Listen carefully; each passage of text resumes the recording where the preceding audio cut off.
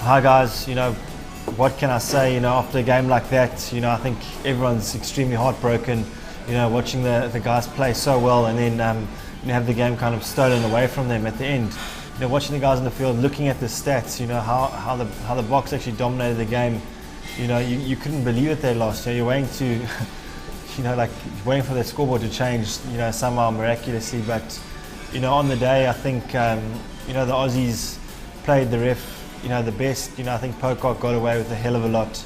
I think Bryce Lawrence let him, get his hands in a lot of places that shouldn't have been.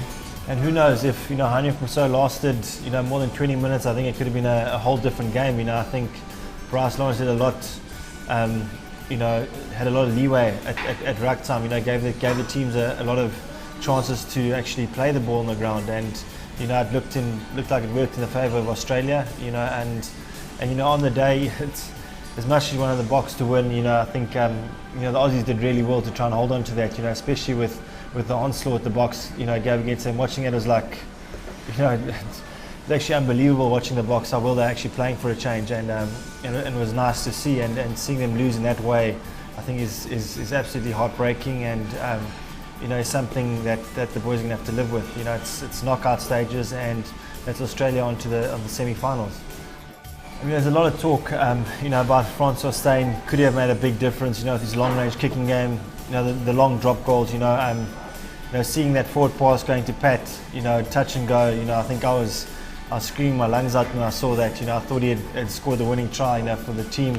And looking at his drop goal, the moment it left his boot, it looked great, and seeing it miss like that, so there's a lot of talk about a few of the players that could have come in, with France. But then again, Australia, New Zealand, a lot of them also have guys out of the system, so you can't really look back, what's done is done. And, I think the guys are really going to be heart sore, should have arrived back in time by now. And I think they're going to do a lot of soul searching after this and try and see, where they went wrong, why they couldn't score any tries, and actually, take the game out of the refs' hands. One of the really positive things, I think was how the country, got behind the Boks, even after losing a game like that, it was great to see not only the Springboks, taking it on the chin and, saying that they lost the game, but seeing the supporters arriving at the airport, in their thousands, supporting the guys. You got two great rugby players in Victor Matfield and John Smith, I think hanging their boots up, you never know.